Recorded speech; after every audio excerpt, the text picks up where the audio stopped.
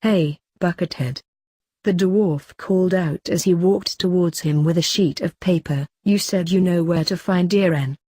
We need you to explain. Megatron growled in irritation while the mad scientist got in front of him. Please just bear this for a couple more hours, the mad scientist pleaded. I already had to deal with Optimus going crazy and leading the people of Walrose to Walsena. He did what? Long story. Just please help us with the plan, she begged. Megatron sighed as the dwarf set the paper down with a pencil in hand. It's a small church that shouldn't be too far from our location. There is a hatch under a carpet in the center of the room which leads to a set of stairs descending into deeper ground. There's another door that needs to be opened which leads to the underground cave. As far as I'm concerned, that's the only entrance there. That means the moment you enter, you're left wide open. The only issue is the length of the cave. I wasn't able to discover how long the cave goes. Staying too long could have gotten us caught. Any hideouts? The dwarf asked as he finished the small sketch. Any way we can use the cave to our advantage? The pillars in the cave would be the closest thing to a hideout, Megatron answered. The military police would most likely hide behind the pillars and commence a surprise attack. The cave itself is still rather spacious, so you could use that to your advantage. The mad scientist snapped her fingers. Smoke covers. Like the way Megatron pulled it off when the military police attacked you guys. We need it on a bigger scale. We don't exactly have the ammunition from a TNT cannon, the dwarf retorted. We could use barrels and fill it up with oil, the mad scientist suggested. The smoke will make the guns on their 3D gear useless since they leave a smoke trail. I did manage to grab one of their ammunition rounds, Megatron added. The round that was laced with energon, the mad scientist recalled. We could use that as a last resort. Use it to take out the rest of the soldiers if it gets too hard. We might have to gather them all in one place, the dwarf decided. Let's tell the kids. The mad scientist nodded her head as the two of them ran over to the children. Megatron watched them discuss the plan before making his way towards the cart and picking up his sword. He pulled it slightly to reveal the sharp blade, looking at his reflection. He would have to stay a little bit longer. A little longer, and he had the option to leave. Where would we go? He had nowhere to go. If he was by himself, he would be tortured by his own thoughts, his failures, everything that he did wrong. Here, he had a chance to make this right, but he didn't know how he could do it. Who was he supposed to be? Who was he now? What was he supposed to do? Megatron placed his head on the handle of the sword. He had no time to dwindle on that now. He had to focus on the mission. For Optimus. Iren opened his eyes and found himself in a bright, underground cave. He noticed that his hands and feet were bound to change while he had a muscle on his mouth. Where was he? Was it daytime? Was it nighttime? Where were his friends? He looked down to see Historia discussing something with her father. Rod walked away to grab something before Historia noticed Iren was awake. Iren, are you awake? Iren, everything is all right. Historia proclaimed, my father is fighting for humanity. He's here to help us. He may have fought the Survey Corps, but he did all in the name of humanity. Iren became confused. What did Rod tell her? How much time passed since she first talked to him? Why does this place look familiar? What is wrong? Rod asked as he and Historia walked up the stairs. This is your first time here, but it wouldn't be odd if you remember seeing it.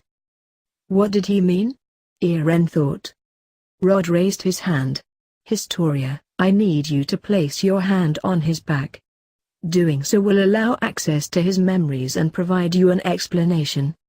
Iren felt two hands being placed on his back, and suddenly a surge of memories flooded through his mind. A church? The cave? More members of Historia's family, the woman he saw before, and another female titan. Whose memories were these? People were dying, the church was on fire, the key. his father giving him the key and the serum. He was screaming, he turned into a Titan. He was holding his father's glasses as the Titan corpse rotted behind him. He ate his own father. Armin quietly sat in the cart next to an unconscious Annie while he was fixing one of the pistols. Apparently one of them was broken, so he took a look and noticed one of the parts were loose. He managed to put the part back together before looking over at Annie's form. He thought of the days of the Cadet Corps and how she, Raina, and Bertolt played them all. Did they really want them dead?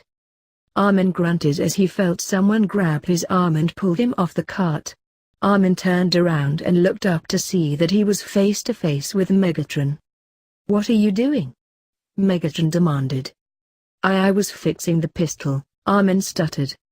"While sitting next to that creature that would have no doubt killed you since you were in such close proximity to her," Megatron retorted. "And you foolishly let your guard down simply because she was unconscious." Armin winced as he felt Megatron squeezing his arm. I didn't mean to." Megatron noticed the pain in Armin's face and quickly let go of his arm. Armin rubbed his arm to ease the pain while Megatron refused to look the boy in the eye. "You said that you were fixing the pistol," Megatron recalled. Armin looked at the pistol in his hand and gave to Megatron. "I worked with Hanji to make technological advancements, so I know a thing or two about how to fix the pistols." Megatron opened the revolver to reveal that the gun was loaded. He closed the device before looking down at Armin. "Did you tell anyone?" Armin felt the pain in his arm fade away as he noticed Megatron's eyes were on him. Armin slightly gulped as Megatron pulled down the hammer of the pistol. "No," Armin answered, "I didn't say anything." Megatron pushed the hammer back up before walking over to the cart and grabbing his weapons. "Even if I did say anything, what good would killing me do?" Armin demanded. Megatron stopped and glared at Armin. "If you did tell someone, I would see you as a liar, a traitor. I pour my spark to you and you go and tell the people that either hate or fear me." Armin took a step back as Megatron positioned his sword at his neck. "Liars and traitors don't deserve mercy." "Guess that same logic would apply to you then," Armin retorted. Megatron chuckled as he lowered the sword. "I suppose so." Armin sighed to himself as Megatron placed his shield on his back. "I'm guessing you wanted to see if I lied to you or not, so I'm going to help Hanji set up the bomb." Megatron watched as Armin made his way around the cart, but put a hand on his shoulder to prevent him from moving any further. The former warlord felt the boy tense at the contact and decided to remove his hand. I need advice," Megatron admitted in a rushed manner. Armin gave Megatron a bewildered look as he took a step back, causing Megatron to sigh in irritation. "I'm not going to hurt you," Megatron growled through his teeth. "Just why would you ask me? Why not Mikasa? You get along better with her," Armin reasoned. "As much as I am impressed by her motivation, Ackerman is only here for one reason, and that is to keep watch over Prime's pet," Megatron explained. "She's not exactly one I can get solid advice from." "So you ask me?" Armin questioned. Megatron growled to himself. This was a mistake. "I'm sorry," Armin apologized as Megatron was walking away. "You're not used to this." Armin rubbed his hands together to ease his nervousness. He was giving advice to a 4 million-fucking-year-old Titan that's been bent on destruction. This is going to be fun. "What is it that you need advice on?" Megatron took a deep breath and closed his eyes. "Optimus said that I could leave this world once the coup is over." Armin didn't know how to respond to that. He knew Megatron hated humans, so this should be something that he wants. But his main motivation is to make this right with Optimus, and leaving wouldn't exactly be the best option for him. However, Armin had to make sure his response didn't sound half-assed or insulting. "Do you want to leave?" Armin asked. "I prefer rotting at the bottom of Earth's ocean than staying on this backwards planet," Megatron hissed. "But what about Optimus?" Armin continued. He's left here by himself. Megatron merely pinched the bridge of the holoform's nose before he began to pace. I'm completely aware. If I leave, Optimus is left here and nothing between us changes. If I stay, Optimus might think I have some ulterior motive in destroying you humans. Or maybe Optimus might think you're having a change of heart, Armin suggested, causing Megatron to stop his pacing. You did say you forfeited the war. And the moment I've stepped onto this planet I've been met with hostility, death threats, and creatures like Lionheart, Megatron countered. That is true, Armin agreed, but you thought Optimus was dead before you found him here. The next time he does die, there won't be another chance like this again. Megatron took a quick glance at Armin and thought it over. If Optimus really means that much to you, I think staying on this world might be a small sacrifice in order to get what you want, Armin declared. You are still helping us out, so that is a start. If you do want to leave, then that's your choice. Megatron didn't respond, causing Armin to shift at the awkward tension. So why did you tell me about this? Armin asked. Because talking to the dwarf would be such a nice conversation, Megatron answered, his voice dripping with sarcasm. Armin merely deadpanned, noticing the former warlord's guard was back up. I'm going to help set up the bomb. Megatron watched as Armin walked over to the mad scientist. Once he was out of sight, the ex-con turned towards the cart and walked over to Lionheart. He checked the creature's pulse to see if she was still alive while noticing the energon still in her veins. He left the girl alone and grabbed the other pistol before walking away, unaware that Annie opened both of her eyes. Part 6. Earlier in the night, Kenny jumped out of the cart before coming face to face with the doors of the church. He then instructed his team to unload the supplies they needed to defend themselves in case the Survey Corps found them. He then watched two of them carry a tied-up Hiren into the church, followed Rod guiding Historia after them. Kenny looked up at the stars as he began to ponder. If all went right, then he would get the powers of the Titan Rod is so desperate for. But he still wondered if it would hold against the two metal Titans. Would the power to control the Titans be enough? Kenny ordered the lackeys to return the cart to the mansion before going into the chapel and closing the door behind him. Once he realized everything was in the cave, he walked down the stairs and closed the door to the cave. Even if the powers worked against the metal Titans, there was also the matter of getting it at the right opportunity, and getting the serum for Rod's bag. Kenny opened the door to the glowing cavern before continuing his way down the stairs. He noticed something out of the corner of his eye and stopped to get a better look. It was a crack in the wall of the cave. He then kneeled down and noticed small shards of said cave on the smooth ground. That was odd. This place had a very good structure. Why was the damage? Unless the Corps found this place. Look alive! Kenny shouted at his squad. The Corps know about the location. Get ready in case if they attack. Yes, sir. They shouted as they continued getting everything ready. Kenny picked up one of the shards and stood up. They had to prepare for the danger ahead. The cadets and the two MPs sat around a fire while Levi sat in the cart, watching their prisoner. Meanwhile, Nifa was keeping guard to see if anyone would try to find them. Armin looked around and noticed that Sasha wasn't hissing, or a shadow lingering among the tree, meaning that Megatron wasn't back yet. He didn't know what the former tyrant was thinking, or whether he was scheming to eliminate him without it being traced back to him. It did seem like something Megatron would do. At the same time, Megatron probably didn't believe he would keep his promise about not telling anyone what he knew. If trust didn't come easy to the former warlord, then he had no doubt the Titan was suspicious of him. Jean, when did you grab people from the military police? Mikasa asked her comrades. We grabbed them while you were out, Jean answered. We have names, Hitch grumbled. Can we trust you? Mikasa questioned the two. Marlowe gulped as he noticed Mikasa staring him dead in the eye. Do see your side of the story, and I want to help out. To try and make a change in our society." There was silence amongst the cadets because Connie sighed in irritation. "You know what, fuck it," Connie proclaimed. "I'm not got to find out later because I'm too much of a chicken to try." "Mikasa, Armin, I got to know, what was working with Megatron like?" Armin tensed and looked up to see all eyes on him and Mikasa. He glanced over to see even Levi showing a certain amount of interest. Armin tensed as he began to panic. What was he supposed to say? He knew Megatron's biggest secret and was now put on the spot. He couldn't even come up with a good lie. What was he? "He's very angry," Mikasa spoke. "Angry?" Connie questioned.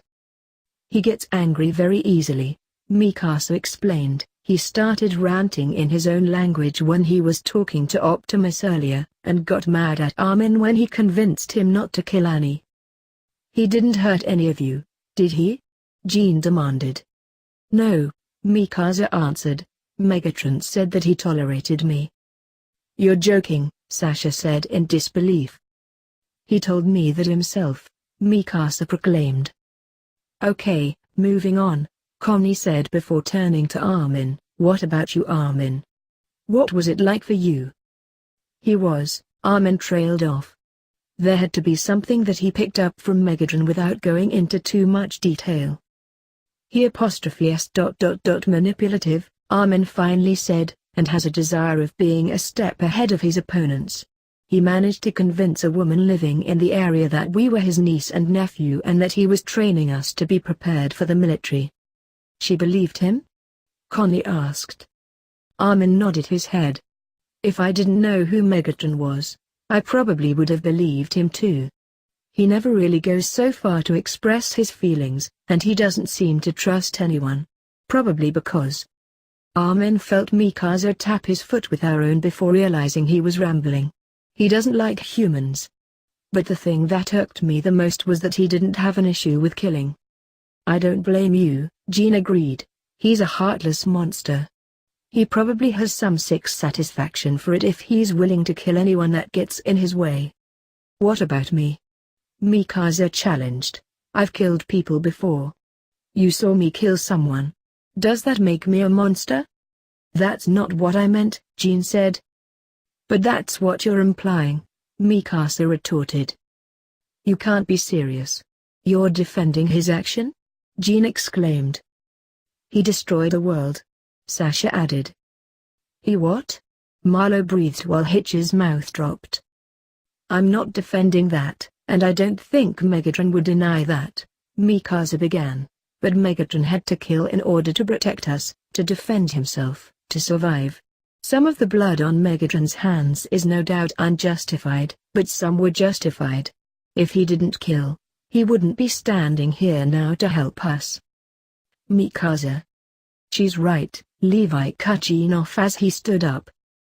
Captain, you agree with Megatron's actions? Connie asked. As much as I hate the bastard, I can understand where he's coming from, Levi answered, and Mikasa does make a good point. Some of Megatron's killings were no doubt unjustified, but he was at war. He had to kill his own people in order to survive and lead his followers to achieve his cause. But his cause was about oppression. Jean retorted. True, but let's put this into perspective. What about Optimus? He had to kill his own people as well, and no doubt has the same amount of blood on his hands as Megatron. They're both murders. The only difference between them is their goals and motivations. And Optimus prefers to give people a chance to stand down. Jean grimaced in refusal. He didn't want to agree with Levi. He didn't want to justify Megatron's action. I know you hesitated to kill that girl earlier, Levi added. You were afraid to take the life of your own people. Picture Prime in that position, picture Megatron. They no doubt had their hesitation, but they had to make their choice. Mikasa did too, and if she didn't she wouldn't be here. And if Megatron didn't pull that trigger, you wouldn't be here either. His mentality, no matter how twisted it is, saved your life. Levi looked at the rest of his squad. That goes for the rest of you. You all need to make your choice. You may have to sacrifice innocence of the life of someone else in order to survive. But if you can't make that choice, you won't be able to live another day. The children were silent as Levi walked over to the cart, but not before taking a quick glance at Armin and Mikasa. The two knew something. Niall walked over to Erwin's cell and saw Erwin's bruised face as his arm was chained to the wall for precautionary measure. The commander sighed as he kneeled down on the other side of the bars. "You'll be meeting with the king in a couple of hours," Niall said, earning no response from Erwin. "You could have walked away from this," Niall remarked. "You could have stayed in hiding, pretending you were still kidnapped until all of this blew over." "I could have," Erwin agreed. "Why didn't you?" Niall asked. "Guess I felt guilty," Erwin admitted. "Guess I wanted to do a selfless act for once. Protect what's left of the Survey Corps." "That doesn't seem like you," Niall remarked. "You were always after that dream of yours." Erwin laughed. "I still am. I don't know if I'll be able to achieve it anytime soon. I'll probably be killed. The Survey Corps will be erased from existence, and Optimus will no doubt leave the walls." "Why would the Metal Titan leave the walls? I thought he said he was fight for humanity," Niall recalled. "If the Corps is disbanded and the police want him, he'll probably leave," Erwin declared, "the only one strong enough to take on the Colossal Titan." "Rumor has it there's another Titan," Niall said. "That true?" "I don't know what he'll do once Optimus leave," Erwin remarked. Niall quickly stood up. "What are you talking about?" "Optimus is keeping an eye on him due to his criminal record," Erwin stated. "Once Optimus leaves, who knows what he'll do? He'll probably destroy the gates like he told me." "You're joking," Niall denied. "Who is this Titan?" Erwin finally made eye contact with Niall. "You don't want to know?" "Why are you even telling me this then?" Niall demanded. "The Survey Corps is humanity's spear," Erwin declared. "Without us, without Optimus, humanity is doomed." "And what do you expect me to do about it?" Niall demanded. "Join the team? You're not the savior of humanity. How are you going to be able to pull it off?" "I left something in Pux's hands," Erwin merely answered. "When the time comes, it'll be you who decides, and I will merely watch." Niall remained silent, fixated on his words, before deciding to leave Erwin in his cell. Orion pushed his way through a small crowd in the gladiator pits of Con with Megatronus right behind.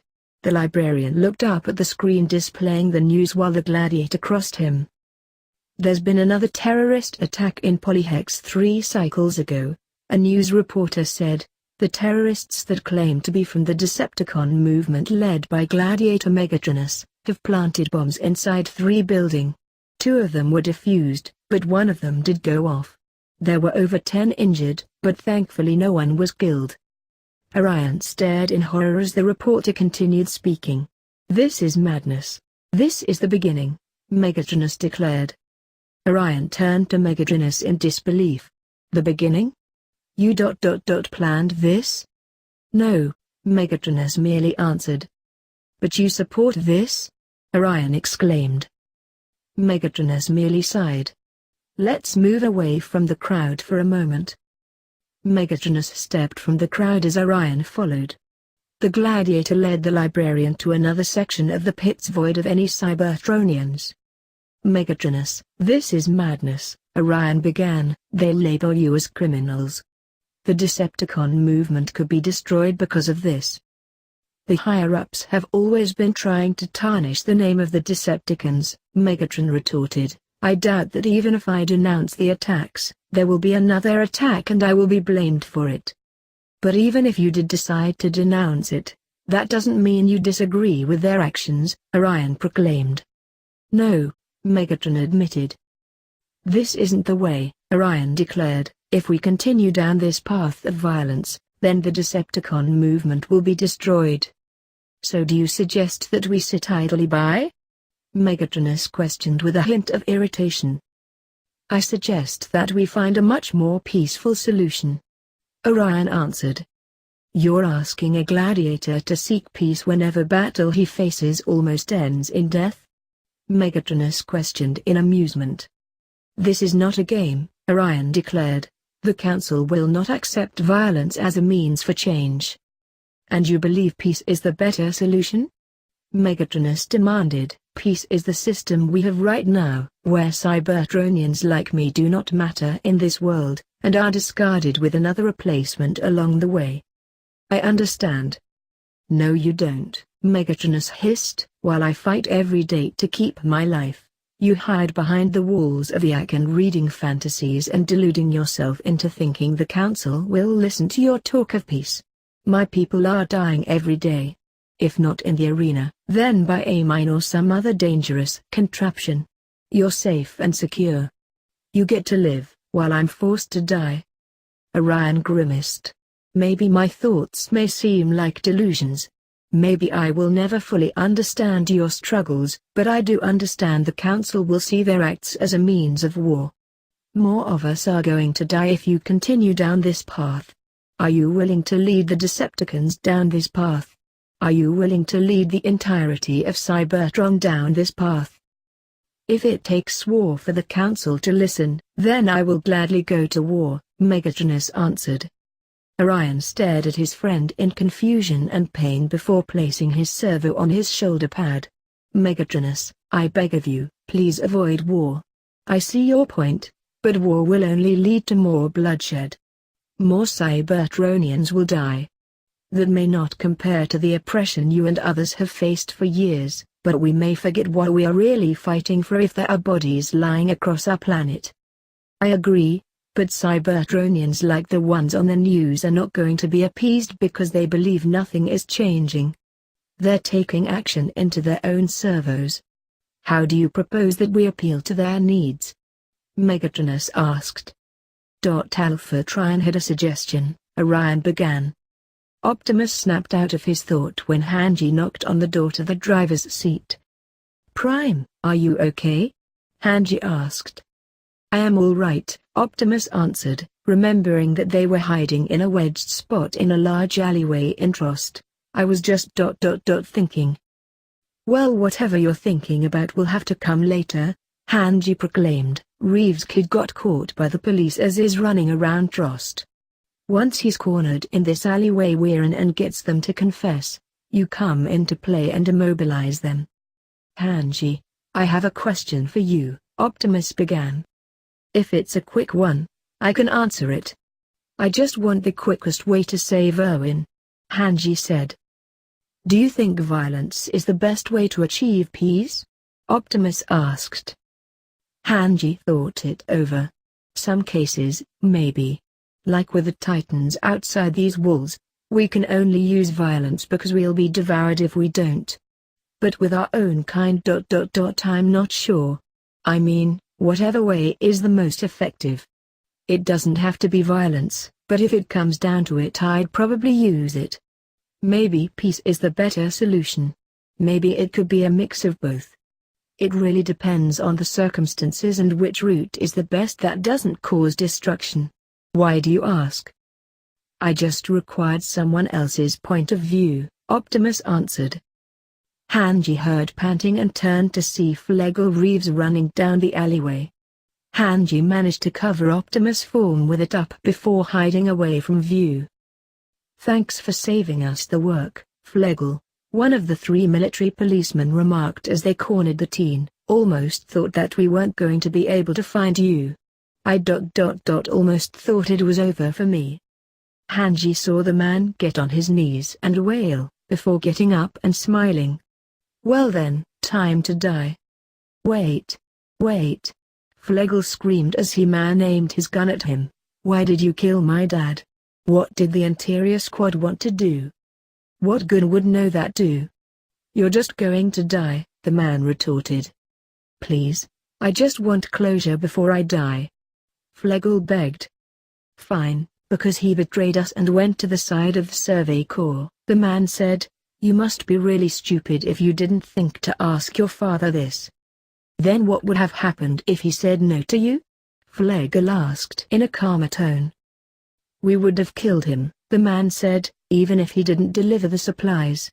We would have killed him. The contractors are so useless.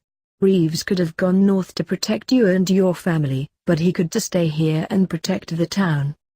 You don't understand anything, Flegel whispered as he felt anger rise in him. My father told me that I needed to read people. Meanwhile, you fuckers think you know it all. My father chose the people, and so will I. What gotten into you? The man demanded. You should be begging for your life. Doesn't matter. Flegel declared. We got the information we needed. And I suggest you look behind you. The three policemen heard a loud honking noise and looked behind them to see Optimus alt-mode driving towards them. They stepped back in fear as Optimus transformed into his bipedal mode and glared at the three. Hello, boys, Hanji greeted with a smile as she and Mobilet walked in front of Optimus. I would like you three to meet Optimus Prime. And unless you don't want to be blown into oblivion, I suggest you drop your weapons. The three began to shake as they let their rifles drop to the floor. Mobilet picked up the three rifles while Hanji casually walked up to the leader and punched him in the face. Hanji, that was unnecessary, Optimus scolded as the man fell to the floor and cried out in pain. Well, it felt good, Hanji declared as she shook her hand. You hear that, everyone? We got it. The two helped their leader recover before looking around in shock to see the citizens of Drost walking onto the streets and out of the buildings surrounding them. Guess it was your mistake to think these places were abandoned, Hanji remarked. Guess you were too blinded by the good life to notice the difference. The Reeves Company, regardless of what you may think of them, put their lives on the line for this town, Optimus declared. And I, along with everyone else, will attest to that. You think you think that by stopping us you'll solve this whole damn problem? The leader shouted. The king is the one that controls what is true and what isn't. He'll wipe you off the face of the earth in order to keep the peace and no one would give a damn. You'll all be dead by the year. Flegel shut the man up by knocking him down again and sitting on his face. Don't worry, everyone. The Reeves Company will protect this town. Because starting today, Flegel Reeves is going to be the new boss. So I hope we can get along. Optimus merely looked down at Flegel with approval while the entire town began to clap for him. The Prime noticed Hanji speaking to Flegel for a moment before walking over to where the news reporters were. If all went well, then this coup would be successful. But what happens after? He couldn't follow Erwin's orders anymore. He would still fight for humanity, but following someone who would lead others to their death for a selfish gain was absurd. Another issue as well was Megatron's presence. Megatron was considered a rumor at the moment. If they managed to succeed in this coup, do they reveal him to the public? Do they still keep him hidden? Megatron wasn't exactly the friendliest of beings. He didn't even want to be here. Maybe the best option is to let him leave. If Megatron was true to his word, he wouldn't continue the Decepticon cause and not harm another soul. And instead of allowing him to do that, he forced him to stay on a world full of a species he despises. Once this was over, he would allow him to leave. It would cause fewer problems, and this world managed to survive with just himself and Diren. Hey, you! One of the townsfolk standing by his apartment shouted at him, causing Optimus to look at him. Yes. Rumor has it that you're a Titan from beyond the stars, he proclaimed. Is that true? Optimus merely nodded his head. That apostrophe s. That's actually pretty cool, the man admitted. Optimus noticed something out of the corner of his optics and glanced at Hanji waving at him. She merely shook her head as she pointed behind the crates where the news reporters were. The Prime felt his processors stop working for a moment. The reporters weren't going to do it. If they didn't do it, then the other side would win. Optimus noticed Hanji bickering with Mobilet on what to do about the situation, but didn't pay attention as he was lost in his own thoughts. What were they supposed to do now? Were they supposed to sit and do nothing? The people of Walrose would suffer because of that. The king and the military police wouldn't listen to a peace talk. They were willing to kill the innocent just to keep their own version of order and peace. The rich would never help them. The only way that they would understand was if action against their lives were taken. Peace would always be the best solution, but if he didn't want a repeat of what happened on Cybertron, he had to take action. People of Drost. Optimus bellowed. Silence rang throughout the area as everyone turned their attention to the Titan. Hanji looked at the Prime with confusion and worry while Mobilet looked at Hanji for some kind of reassurance. The horrible truth is that your government, your king, never cared for you, Optimus declared. As long as the king's livelihood is not threatened, he would have no issue in letting you suffer. He has the resources and people needed to improve the lives of everyone else and protect you from the threat that lingers beyond your walls. Instead, he has let his greed and powers blind his actions and interpret his own version of peace. What's he doing? Mobilet mouthed to Hanji, causing her to raise her hands in surrender. There is one who wishes to fight for you, Historia Rice, Optimus declared. While her father lives in the safety of the walls, she has continued to risk her life for humanity by helping the Survey Corps. But now her father has taken her hostage along with humanity's last hope, Eren Yeager, and has full intention of killing them both. What? One of them shouted in disbelief while everyone, why would they do that? Because they would go to any lengths to keep their power, Optimus declared. Then we should kill these bastards right now. Another shouted as he gestured to the two policemen. No, Optimus ordered, killing them will not solve anything. It will instead give your government more of a reason to kill you all. They will see you as violent savages, and they have the newspapers to prove that claim and have everyone turn against you.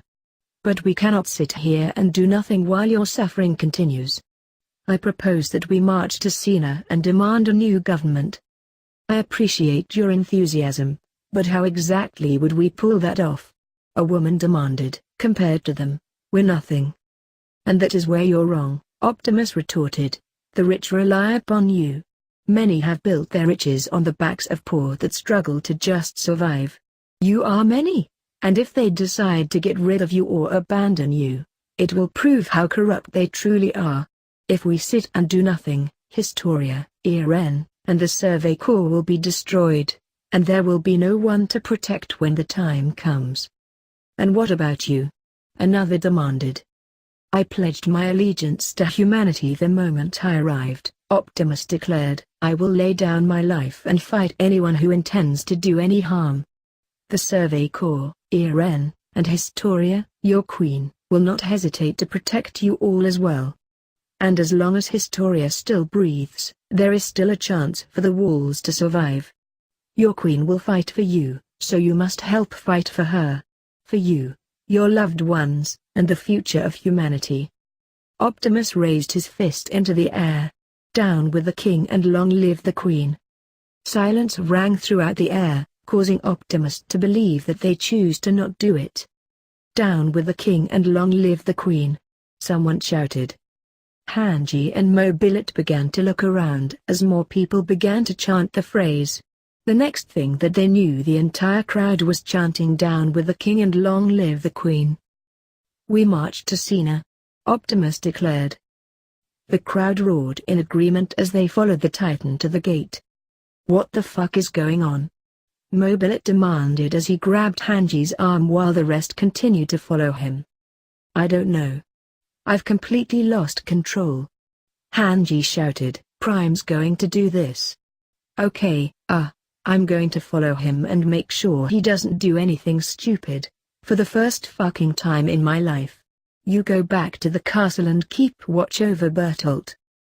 Mobilet nodded his head as he ran to grab a horse. It's going to take us the whole fucking day. Hanji screamed as she ran after Optimus. Bertolt gritted his teeth as he slammed his body to the cage door. This wasn't working, he needed to get out before Optimus or the Flying Titan came back. Bertolt yelled in pain as one more body slam against the door seemed to have hurt his shoulder. He looked at the brick wall before he began to feel it, seeing if one of the bricks were loose. He found a brick that was loose and began to pull it out of its socket. Bertolt stumbled back as the brick came loose and fell to the floor, breaking in two. Bertolt picked up one of the bricks and started slamming it against the door. Bertolt yelled in anger before throwing the brick against the back of the keypad. He couldn't die here, he refused to die here. He wanted to go back home. He wanted to go back to Liberio. 4 hours later, Stohess district. Erwin kneeled before the council with members of both the garrison and the military police behind him. He was about to be executed by hanging, and the council along with their fake king, wanted to hear his case first. Erwin, do you have any explanation of the actions that the Survey Corps has committed during the past couple of days? One of them asked, attacking military policemen and even killing them, refusing to turn themselves in, and the refusal of turning Irene and Optimus when requested. Not to mention the Survey Corps killing the Reeves Company for an unknown reason. Understand that whatever you say now decides your fate and the rest of the Survey Corps. So please, find a way to persuade us. Losing the Survey Corps would mean that humanity would lose its spear, Erwin declared. You do not protect yourself from an enemy with a shield. You do it with a spear, a sword. If you get rid of us, humanity has nothing left. What if Walrose was destroyed at this exact moment? Walsina would have to take in refugees once again. But there is a lack of food and supplies, and humanity will have to worry about another threat besides the Titans. A civil war between Walrose and Sina would begin. Are you saying the Survey Corps is the best solution for a situation like this? The man asked. If we do nothing, humanity's survival will only dwindle, Erwin retorted, or do you have some sort of solution for that problem? Do you? The man countered. A rumor has been flying around about another Titan like Optimus. One who can fly and was able to defeat the colossal Titan. Is that true? Erwin remained silent before speaking. Yes. Niall became confused at Erwin's response while Pixis looked down at Erwin. You mean to tell us you've kept a Titan strong enough to defeat the colossal Titan a secret? A priest questioned. Explain yourself now. He's not like Optimus, Erwin declared. He's sadistic and manipulative. He can get inside your head and figure out your motives. He's only one in this world that can go head-to-head with Optimus. The only reason he hasn't done anything rash is because Optimus has restrained him. But what happens when the Survey Corps is disbanded? Optimus will leave the walls like he said, and the Flying Titan has no restraint, no one to watch him. He'll destroy everything. And I doubt you have a solution to that problem. Erwin noticed the council giving quick glances towards each other. Did they have a solution to counteract Megatron and Optimus? Commander Pixis, one of them began. The Survey Corps and the garrison have been working together recently, laying down their lives to protect humanity. Are you working with the Survey Corps right now? Do you intend to turn against humanity? Pixis looked Erwin in the eye before looking back at the council. No. Turning against humanity would be foolish. All we wish to focus on is defending against any threat that might destroy our small world. The councilman who asked the question laughed at his response. My apologies for the rudeness. I guess we wouldn't want it to come to that. I suppose that's all we need, the priest said. Take Erwin to the gallows. Niall watched as a soldier picked up Erwin by his arm and noticed Erwin was smirking. What was he up to? At that moment, Pixis' escort, Anchor, barged into the room with a grim expression on her face. Walrose has been breached. She shouted. The colossal and armored Titan have breached the wall after their sudden appearance. Refugees are coming in from the south at this moment. Niall got over his shock and noticed Erwin was looking at him, waiting for his decision. What would he do? Would he help or let people die? Secure an evacuation route. Pixis ordered, get the garrison to support the evacuation route. Safely evacuating these people is our top priority. No. A councilman shouted as he stood up, "Close the gates to Wall Sina. Don't let a single refugee in." Niall stared at the councilman in shock while Anka whispered something in Pux's ear. "But the people of Wall Rose," Niall began, "do we just let half of humanity die? Letting them in would cause a civil war." The councilman retorted, "There would be no way to prevent that." "But we don't know if that would happen," Niall retorted. "But it could happen," the councilman said. "In that case, I'll stand with Wall Rose," Niall declared. "I'm not going to stand by and allow millions to die." "We gave you an order," the councilman shouted. "And is that order worth more than the lives of the innocent?" Niall demanded. "I'm standing by my decision." "Then may I join to help you folks?" a voice said. Everyone turned to see Commander Zackley walking in with multiple soldiers. "Sorry I'm late," Zackley remarked. "I just wanted to confirm the reports. There in fact is no breach, however. Optimus Prime is outside demanding the presence of the council." Suddenly the whole room was silent as they heard ... chanting, coming from the other side of the wall. "What the hell is that?" the councilman demanded. "Your audience," Zackley answered. The councilmen were forced to ride their way to the top of the wall with Erwin and the other members of the military. When they reached the top, the councilmen looked in shock and horror at the sight before them. Erwin looked at their faces before staring down at the sight before them. A large portion, maybe even half of the population of Wall Rose, was standing before them with Optimus Prime in front of them chanting "Down with the King and long live the Queen." Erwin noticed Hanji down at the foot of the Titan as she mouthed something about losing control of the situation. "Erwin, call off the metal Titan," the councilman ordered. "I don't think I can do that this time," Erwin admitted. The councilman gritted his teeth before looking back at the metal Titan. "What is the meaning of this, Titan? Call these people off." "My name is Optimus Prime," Optimus exclaimed, "and I will not follow your orders. The people you see before you are tired of your rule. You have refused to help prepare their homes and their lives while you hide behind Wall Sina. You squander your resources to make the system benefit your own while harming the people you swore to protect. Trosts is about to go bankrupt," one shouted. "Too many of us are dying of starvation," another added. "We've provided protection for you all," the councilman shouted. "We kept you safe from the Titans." Niall gritted his teeth as he aimed his rifle at the councilman's head. 5 minutes ago, you were willing to shut the gates to prevent the people from coming in and seeking refuge. You liars!" someone shouted, causing uproars from the crowd. Multiple eyewitnesses state that your government ordered the death of members of the Reeves Company, a provider for the Trust District and other parts of Wall Rose. Optimus retorted, "Sources also state that you ordered Eren Yeager and Historia Rice to be taken from the Survey Corps without a direct order. You have also framed the Survey Corps, claiming they were the ones that attacked military police, when they were defending themselves from your soldiers. You've personally used my resource to live to make advancements in technology, but refused to share it with this world because of your irrational fear of losing power.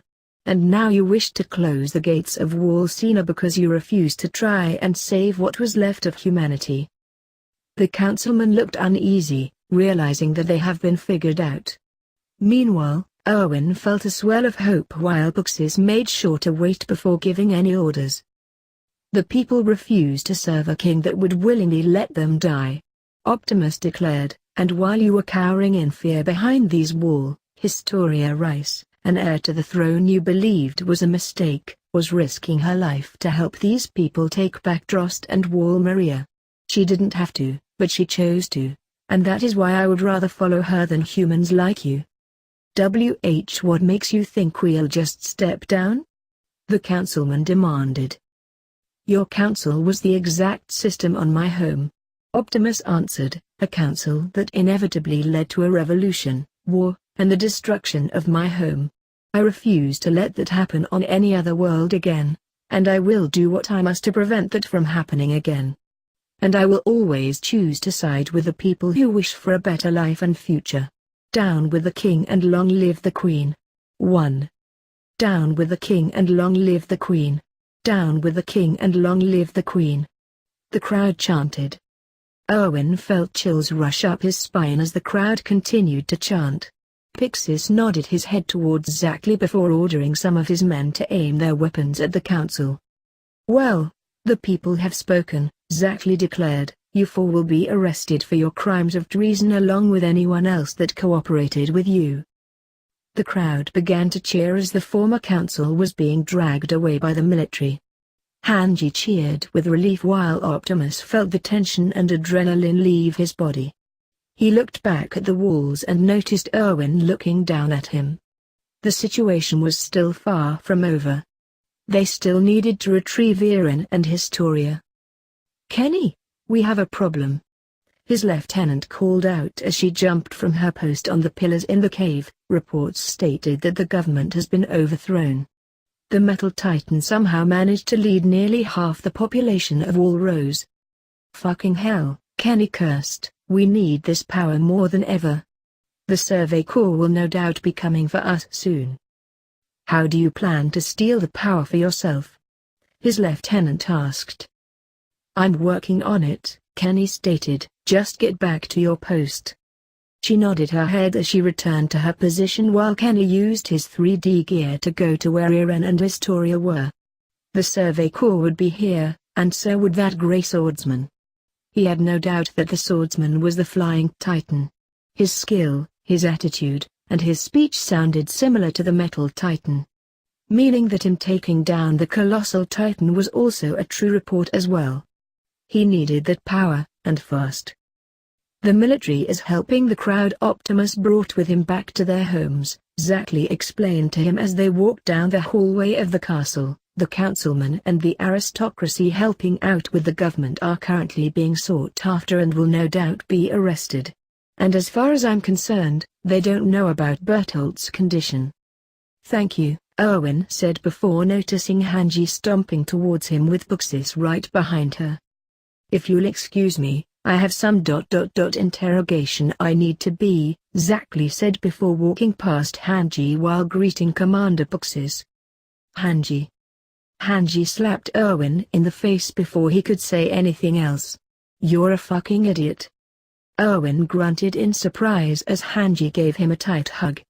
I missed you, you bushy brow overlord. Erwin felt his cheeks sting as Hanji slapped him in the face. Why would you do that, you fucker? Hanji, any more of this and you may smack his face off, Pixis remarked. I know. I'm sorry. I'm just I'm glad you're okay. Hanji cried as she strangled him once more. Thank you, Hanji, Erwin winced, but I need you to let go. Sorry, Hanji apologized with a sheepish smile before letting Erwin go. The commander gave a small smile at Hanji's antics before noticing Optimus remaining aloof from their conversation with his eyes on him. Pixis seemed to notice this and put his hand on Hanji's shoulder. Hanji, why don't we discuss a method of retrieving Eren and Historia? Oh, right, Hanji remembered before glaring at Erwin. You better not do anything fucking stupid, you ass. Erwin sighed as Hanji walked down the hall with Pixis, leaving him alone with the former Autobot leader. That was foolish of you to go and turn yourself in, Optimus proclaimed. You could have been killed. But I wasn't, thanks to that stunt you pulled, Erwin retorted. That earned an unamused look from Optimus, causing Erwin to gulp. I'm sorry for lying to you, Erwin admitted. It was wrong, it was selfish of me, especially since you've been giving your life and time to protect humanity. I've just been using you for my own personal gain, and I've ended up killing people I cared about because of that reason. I'm not the only one you should be apologizing to, Optimus declared. Hanji and Levi have dedicated their lives to this cause. I know, Erwin sighed. I've done horrible thing. If you want to leave. I will not leave, Optimus interrupted, causing Erwin to look at him in shock. I don't understand. Why? Erwin asked. Many reasons, but the main one is that the people here need my help, Optimus answered. See, Erwin trailed off. Erwin, you lied to me, and I did trust you, Optimus declared. I listened to your side of the story and have seen your situation with my own eyes. It will take time for me to forgive you for your deception, but there is one thing that I need to know. Erwin tensed as Optimus looked him in the eye. Do you still intend to lead the Survey Corps with your own selfish intention? How will you respond? Erwin asked. It depends on your answer, Optimus merely stated. Erwin averted his gaze from the Prime. If he lied, humanity would still have one of the most powerful titans in the universe. If he told the truth, Optimus might change his mind and abandon the Survey Corps. If you use Optimus for your own selfish intention and not for the thing he is truly fight for, I guarantee that you will die, but not before the rest of humanity dies before your very eyes. Erwin closed his eyes and sighed. No more lies. The walls didn't have to pay for his actions. I can't lie to you, Erwin answered. I feel like I am closer to the truth than ever, and I can't turn away from that now. I'm sorry Optimus, but I still have to do this. Once we do discover the truth, I will happily relinquish my command, but for now, I cannot. Optimus stared at Erwin with sadness and disappointment. Then you have made your choice, and I cannot follow someone who has their own selfish desire. I will no longer follow your orders. Erwin merely nodded his head as Optimus deactivated his hollow form. So, Hanji trailed off as she and Puxis walked back to Erwin. How much did you hear? Erwin asked. All of it, Puxis answered.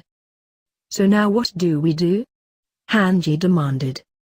Our next scouting mission will be towards Wall Mario and Diren's basement, Erwin declared. Once we figure out what is in there, I will relinquish my title to you, Hanji. Are you sure about that? Hanji asked. You sure there isn't anyone else alive that is more qualified? I'm sorry, Hanji, Erwin apologized, but we still need Optimus. We've made strides without Optimus, Hanji retorted. But he had provided humanity hope, Erwin countered, something the Survey Corps failed to do for a century. We still need him. But I'm not ready, Hanji sighed. Erwin looked at Hanji and gave her a small smile. I couldn't think of anyone else more qualified. Optimus raised his helm towards the orange sky in his bipedal mode before placing 2 fingers against his audio receptors. Me. I called you more than 10 times and you have refused to answer me. Megatron shouted through his com. What were you doing? I apologize, Optimus said. Today was rather eventful. We've managed to succeed and overthrew the council currently in power. Well, that's just splendid, but it's most likely going to get worse from here, Megatron retorted. That Lionheart you asked me to get has had Energon in her systems for nearly 12 hours, but is still breathing and functioning properly. What? Optimus breathed in horror. Also, the girl can instantly regenerate her wounds. Megatron added, whatever that rice person did, he clearly succeeded in whatever he was trying to create. A more powerful Titan, Optimus realized. Most likely meant to combat us, Megatron proclaimed. I'm really suggesting that we kill her, but the other humans are saying not to, for some slagging reason. She will kill them. But of course humans are just too slagging incompetent and merciful that.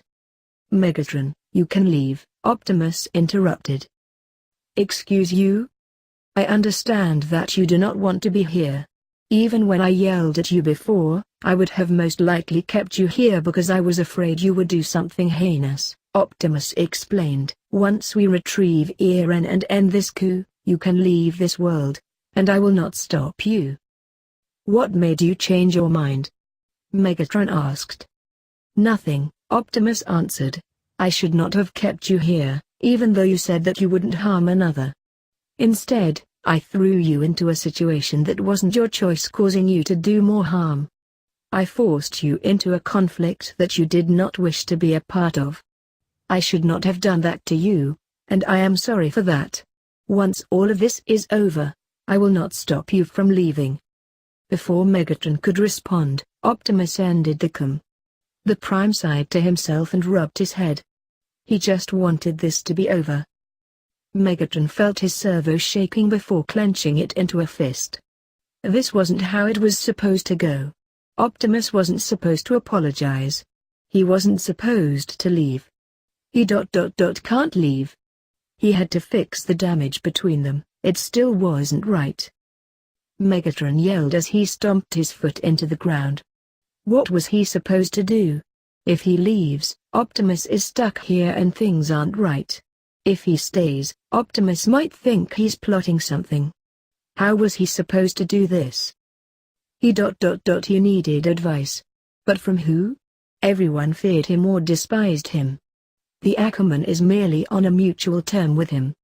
She wasn't one who he would discuss something personal.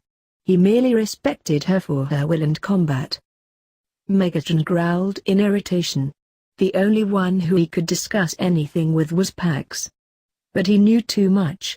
Even if he promised to keep his motivation a secret, how long would it take for him to tell it to everyone? But he needed to figure this out. Megatron screamed in anger and frustration before transforming and flying towards Cena. Later in the night, Mikasa quickly checked on Annie to see that she was still unconscious before grabbing a rifle from the cart and loading it for her turn at reconnaissance. "Mikasa, I need to talk to you," Levi stated as he walked towards her. "What about?" Mikasa asked. "I know that you and Armin didn't talk fully about what happened between you and Megatron," Levi declared. "It apostrophes ... not safe to share," Mikasa admitted. Levi raised an eyebrow. "What do you mean not safe? Did he hurt you?" Mikasa merely shook her head. "Then why is it not safe to share?" Levi demanded. "I can't say," Mikasa answered. "Mikasa, I'm giving you an order," Levi declared. "Tell me what happened out there." "Captain, if I do, then it puts Armin in a dangerous spot," Mikasa proclaimed. Levi remembered Armin being tense while talking about Megatron and Mikasa quietly tapping him while he told his friends what the con was like. "Does Armin know something?"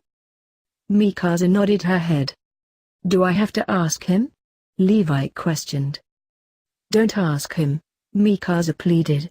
"I can tell you what I know, but you have to pretend you don't know yourself." "What does Armin know?" Levi asked. Mikasa scanned the area to make sure no one was listening to them. "It's about what Armin figured out. He figured out Megatron's motivation for staying on our world." That took Levi completely off guard. Armin managed to figure out Megatron's motivation? Maybe that was the reason why he went to help Megatron find Annie. "Do you know Megatron's motivation?" Levi asked. "Something about making things right with Optimus," Mikasa answered. "If Megatron did what Optimus asked, then that would help fix part of their relationship." "Did Megatron confess to that?" Levi demanded. "He could have easily duped Armin." Mikasa shook her head. "When Armin stated his claim, I know it threw Megatron completely off guard. He didn't say anything, but it looked like he was in so much pain." "Are you sure about that?" Levi hesitated. The idea of Megatron being vulnerable was too surreal. He was supposed to be this undefeated champion and one of the strongest titans. Then he remembered Optimus breaking down in front of him because he didn't know how to handle Megatron. "I'm sure," Mikasa answered. "So why exactly does this put Armin in a dangerous spot? Dangerous enough to withhold the information?" Levi demanded. "Because Armin wasn't supposed to find that out," Mikasa emphasized. "He mentioned it before. Megatron wants to be one step ahead of his opponents. He wants to know their weaknesses and strengths. Armin managed to outsmart a former tyrant, someone Optimus was fighting for years. What if Megatron wants to kill him because he knows the truth? What if Armin's dead because we know something we weren't supposed to? Why not you then? Levi asked. What's the difference between you and Armin? Megatron said that he tolerated me because I didn't show any fear towards him and that I'm willing to kill. Mikasa explained. I wasn't trying to find out anything personal about him. He can keep that to himself. I just wanted him to see that humanity was something worth fighting for and that it wasn't a spineless waste. Levi sighed. You shouldn't keep that to yourself. I know, Mikasa admitted, it seems selfish too, but if I don't, Armin is killed. We don't have many Survey Corps members as it is. Until the situation changes, please pretend you don't know. Levi thought it over for a moment. He didn't want anyone dying, especially from that buckethead. Fine, but you can't keep this to yourself. Levi and Mikasa heard galloping coming towards them, causing the captain to grab the other rifle in the cart. The two got into position and fired at the horse, but horse stopped in alarm and knocked off its rider. They looked over to see Hanji groaning in pain as her horse calmed down. I tried looking for you for the past hour. Hanji shouted. A hello would have been nice. What happened? Levi asked. Hanji merely smiled as she pulled out a sheet of paper. We won. Megatron located the Survey Corps in Walsena and activated his holoform a couple of yards from their area. As he walked towards them, he could have sworn that he heard cheering. He arrived at their camping site to see most of the Survey Corps cheering and hugging each other. Seems they received the news, Megatron thought before noticing the mad scientist speaking with the dwarf. As the dwarf walked away, the former warlord walked over to her and tapped her on the shoulder, causing her to jump in surprise. God fuck, the mad scientist stopped herself when she looked at the holoform. Hey. I see the news has reached the children, Megatron remarked. Optimus told you, the mad scientist assumed. It might go to waste if we don't retrieve Eren and Historia. Have you figured out why Rice wants to eat Prime's pet? Megatron demanded. Something about the royal family having the ability to wipe memories, the mad scientist answered. I managed to get some of the information from those councilmen before I came here. I didn't get full detail, but it does make sense considering whatever power is in Eren can control Titans. Point is, if we don't get Eren and he gets eaten by someone of their royal family, they can wipe the memories of everyone in the walls. Survey Corps will be labeled as criminals and be executed, and Optimus could be labeled as another Titan. Maybe even exiled or executed. Megatron merely held his tongue. He didn't want that for Optimus. If Optimus does get exiled, he has nowhere to go. He can't get him off of here and to Cybertron. That also meant there was no excuse. He had to kill Rice the moment he saw him. Why isn't Optimus here now? Megatron asked. We needed help securing any loose ends from the old government, Hanji answered. Once he's done with that, he'll make his way here with Erwin and the others. By the way, the mad scientist began, I know that don't like being here and that you don't like human, and we discussed you and all. Get to the point, mad scientist, Megatron ordered. Thank you, the mad scientist blurted out, for helping us humans out.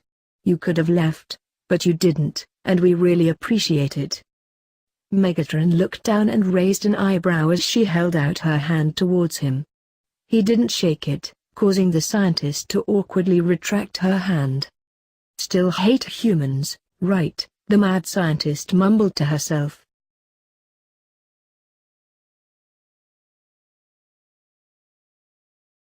Hey, Buckethead.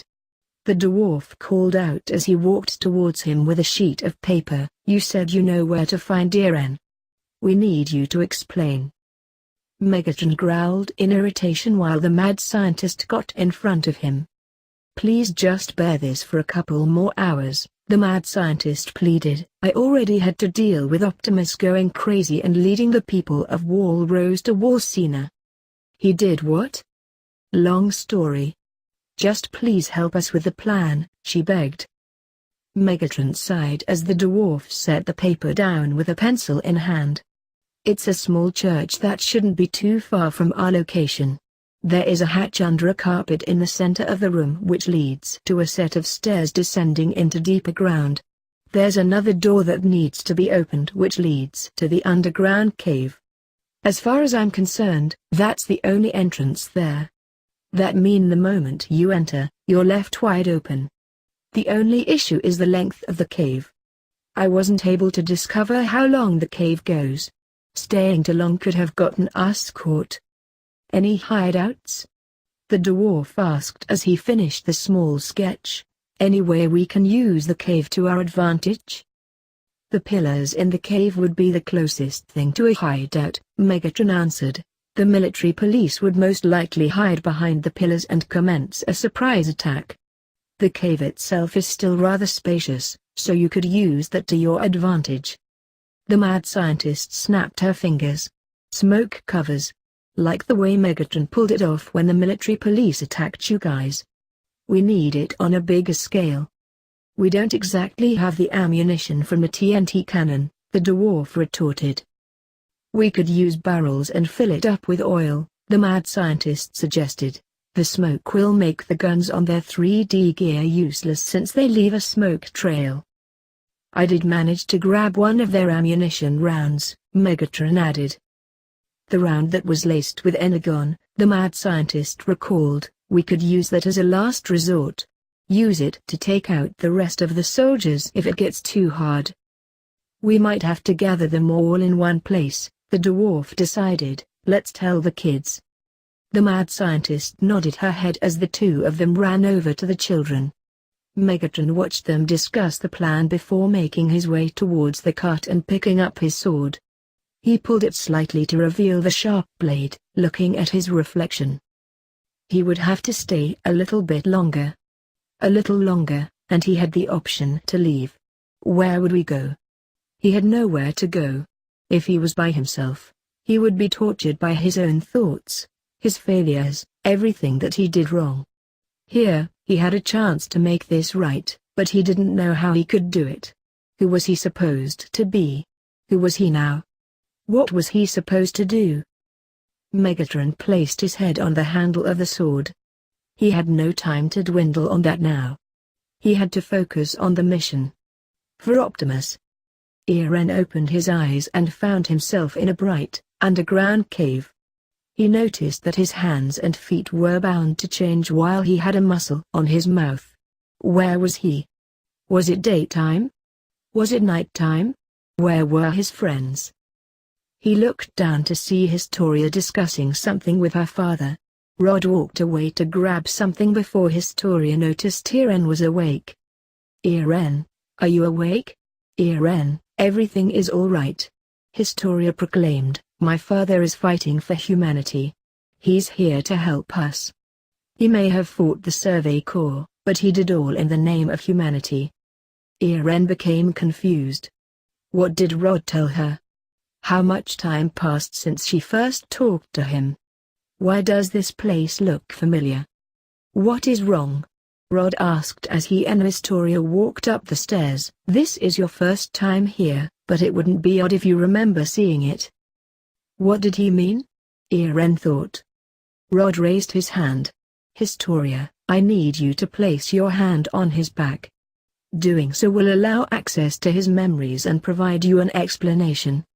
Eren felt two hands being placed on his back, and suddenly a surge of memories flooded through his mind. A church? The cave? More members of Historia's family, the woman he saw before, and another female titan.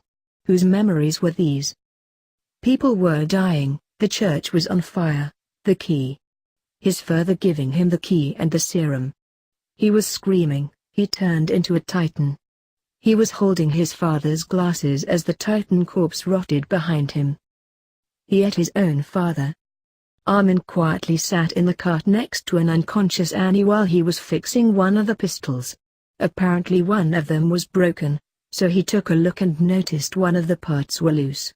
He managed to put the part back together before looking over at Annie's form. He thought of the days of the Cadet Corps and how she, Reyna, and Bertolt played them all. Did they did they really want them dead? Armin grunted as he felt someone grab his arm and pull him off the cart. Armin turned around and looked up to see that he was face to face with Megatron. "What are you doing?" Megatron demanded. I was fixing the pistol," Armin stuttered. "While sitting next to that creature that would have no doubt killed you since you were in such close proximity to her," Megatron retorted. "And you foolishly let your guard down simply because she was unconscious." Armin winced as he felt Megatron squeezing his arm. I didn't mean to." Megatron noticed the pain in Armin's face and quickly let go of his arm. Armin rubbed his arm to ease the pain while Megatron refused to look the boy in the eye. "You said that you were fixing the pistol," Megatron recalled. Armin looked at the pistol in his hand and gave to Megatron. "I worked with Hanji to make technological advancements. So I know a thing or two about how to fix the pistols." Megatron opened the revolver to reveal that the gun was loaded. He closed the device before looking down at Armin. "Did you tell anyone?" Armin felt the pain in his arm fade away as he noticed Megatron's eyes were on him. Armin slightly gulped as Megatron pulled down the hammer of the pistol. "No," Armin answered, "I didn't say anything." Megatron pushed the hammer back up before walking over to the cart and grabbing his weapons. "Even if I did say anything, what good would killing me do?" Armin demanded. Megatron stopped and glared at Armin. "If you did tell someone, I would see you as a liar, a traitor. I pour my spark to you and you go and tell the people that either hate or fear me." Armin took a step back as Megatron positioned his sword at his neck. "Liars and traitors don't deserve mercy." "Guess that same logic would apply to you then," Armin retorted. Megatron chuckled as he lowered the sword. "I suppose so." Armin sighed to himself as Megatron placed his shield on his back. "I'm guessing you wanted to see if I lied to you or not, so I'm going to help Hanji set up the bomb." Megatron watched as Armin made his way around the cart, but put a hand on his shoulder to prevent him from moving any further. The former warlord felt the boy tense at the contact and decided to remove his hand. I need advice," Megatron admitted in a rushed manner. Armin gave Megatron a bewildered look as he took a step back, causing Megatron to sigh in irritation. "I'm not going to hurt you," Megatron growled through his teeth. "Just why would you ask me? Why not Mikasa? You get along better with her," Armin reasoned. "As much as I am impressed by her motivation, Ackerman is only here for one reason, and that is to keep watch over Prime's pet," Megatron explained. "She's not exactly one I can get solid advice from." "So you ask me?" Armin questioned. Megatron growled to himself. This was a mistake. "I'm sorry," Armin apologized as Megatron was walking away. "You're not used to this." Armin rubbed his hands together to ease his nervousness. He was giving advice to a 4 million-fucking-year-old titan that's been bent on destruction. This is going to be fun. What is it that you need advice on? Megatron took a deep breath and closed his eyes. Optimus said that I could leave this world once the coup is over. Armin didn't know how to respond to that. He knew Megatron hated humans, so this should be something that he wants. But his main motivation is to make this right with Optimus, and leaving wouldn't exactly be the best option for him. However, Armin had to make sure his response didn't sound half-assed or insulting. "Do you want to leave?" Armin asked. "I prefer rotting at the bottom of Earth's ocean than staying on this backwards planet," Megatron hissed. "But what about Optimus?" Armin continued. "He's left here by himself." Megatron merely pinched the bridge of the holoform's nose before he began to pace. "I'm completely aware. If I leave, Optimus is left here and nothing between us changes. If I stay, Optimus might think I have some ulterior motive in destroying you humans. Or maybe Optimus might think you're having a change of heart," Armin suggested, causing Megatron to stop his pacing. "You did say you forfeited the war. And the moment I've stepped onto this planet I've been met with hostility. death threats, and creatures like Lionheart, Megatron countered. That is true, Armin agreed, but you thought Optimus was dead before you found him here. The next time he does die, there won't be another chance like this again. Megatron took a quick glance at Armin and thought it over. If Optimus really means that much to you, I think staying on this world might be a small sacrifice in order to get what you want, Armin declared. You are still helping us out, so that is a start. If you do want to leave, then that's your choice. Megatron didn't respond, causing Armin to shift at the awkward tension. So why did you tell me about this? Armin asked. Because talking to the dwarf would be such a nice conversation, Megatron answered, his voice dripping with sarcasm. Armin merely deadpanned, noticing the former warlord's guard was back up. I'm going to help set up the bomb. Megatron watched as Armin walked over to the mad scientist.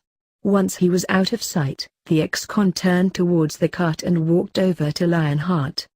He checked the creature's pulse to see if she was still alive while noticing the energon still in her veins. He left the girl alone and grabbed the other pistol before walking away, unaware that Annie opened both of her eyes. Well, that's the ending of that chapter. I do hope you enjoy this video. If you like to see more, remember to hit that like button, subscribe to this channel and leave a comment down below. Until next time.